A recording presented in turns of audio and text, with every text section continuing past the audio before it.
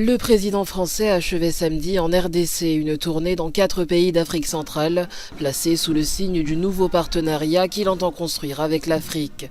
Les deux dirigeants ont disserté sans ménagement devant la presse des propos de l'ancien ministre des Affaires étrangères qui en 2019 avait qualifié l'élection de Félix Tshisekedi de compromis à l'africaine. Si Emmanuel Macron a attribué l'erreur diplomatique de Jean-Yves Le Drian à la presse française, Tshisekedi a lui exprimé son désaccord. Lui, il est officiel français. Oui, mais le compromis à l'africaine, c'est Le Drian, c'est pas la journaliste. C'est exact, mais ce compromis... Parce que j'estime le processus de Nairobi, ensuite il y a eu... Je reste dubitatif quant à la bonne foi de ceux qui nous ont agressés. Il n'y avait aucune raison, je le rappelle, qui justifiait cette agression, si ce n'est que des raisons économiques, mais propres au Rwanda, instigateur de cette agression.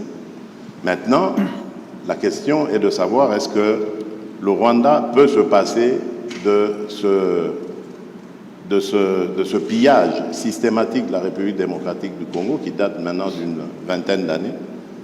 Et si c'est le cas, ça se vérifiera à travers ce processus. Et si ce n'est pas le cas, c'est là que je vérifierai les propos et les engagements du président Macron par rapport aux sanctions à prendre contre le Rwanda. Alors que la RDC accuse le Rwanda de soutenir la rébellion du M23, Emmanuel Macron a pointé du doigt les lacunes des autorités Depuis congolaises. 1994, et ce n'est pas la faute de la France, pardon de le dire dans des termes aussi crus, vous n'avez pas été capable de restaurer la souveraineté, ni militaire, ni sécuritaire, ni administrative de votre pays. C'est aussi une réalité. Il ne faut pas chercher des coupables à l'extérieur de cette affaire.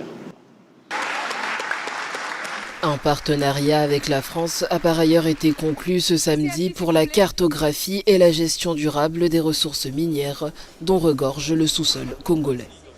L'un et de l'autre, qu'est-ce que